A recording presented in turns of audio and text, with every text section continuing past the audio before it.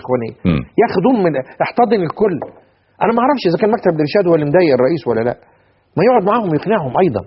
انا عارف انه زي مثلا يبقى عندك الحركه الفابيه. انت من الذين يعتقدون ان مكتب الارشاد هو الذي يحكم مصر؟ لا مش يحكم، لكن لهم راي بالتاكيد.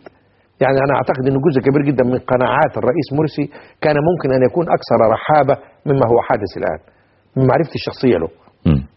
يعني ده راجل عنده فكره الوطنيه واضحه جدا، وانا متذكر لما ابنه اعتقل وهو بيعاقبوه بقى بسبب ابوه زمان، رفض ان يستخدم جواز سفره الامريكي وقال لي ده هذا لا يعنيني على الاطلاق، انه مواطن مصري يخضع للقانون المصري. ورحنا للدكتور زكريا عزمي يوميها في محاوله لاخراج الشاب. فرجل بهذا التفكير وهذه الوطنيه لا يمكن ان يقبل الوضع الحالي. انا نفسي يعني الاخ خيرت الشاطر اذا كان هو اللي بيفكر، او الاخ محمود عزت، او المرشد، او غيره، او عناصر اخرى ينفتحوا على القوة. بلاش الشرنقة دي، بلاش الانغلاق اللي يقولك عليهم ماسونيين ومغلقين. هيتظلموا، هيصدموا نفسهم. التاريخ لا يرحم. انا شفت عهود سادت ثم بادت، شفت كتير. شفت سعود عبد الناصر وهزيمته، شفت السادات واغتياله، شفت مبارك. انا كنت اتصور ان شيء لا يسقط بسبب الاحكام الامني والقبضة الشديدة، سقط في 18 يوم.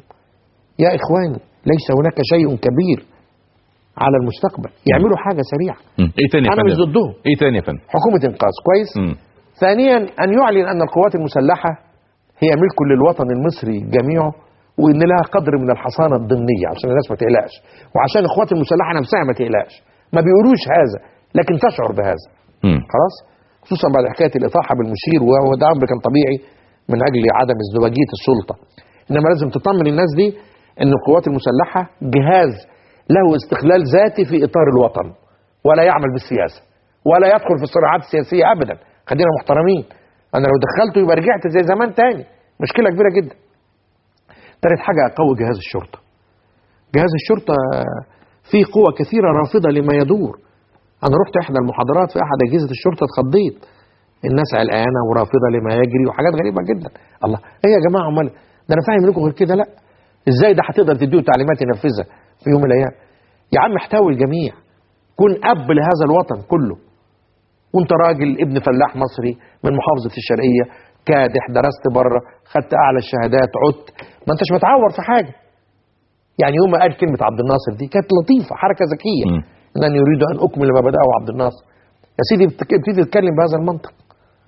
ما انتش يعني مش كل شيء بدا النهارده، بس يقول لك ايه لاول مره شوف ازاي خطابات الرئيس ورسائل التي تحتوي تلك الخطابات. لا ده عايزه اخراج تاني خالص خالص خالص. على الرئيس ان يدرك انه يخاطب شباب في القرن ال21، وشباب طول النهار داخل على كل ادوات الاستقبال في العالم، وعارف مين بيقول ايه. ده احنا عايشين في عصر سعد زغلول؟ لا، الخطابات التقليديه ده احنا كنا بنشكو خطابات مبارك ورتابتها وضعفها وركاكتها. خطابات متهرئه مكرره.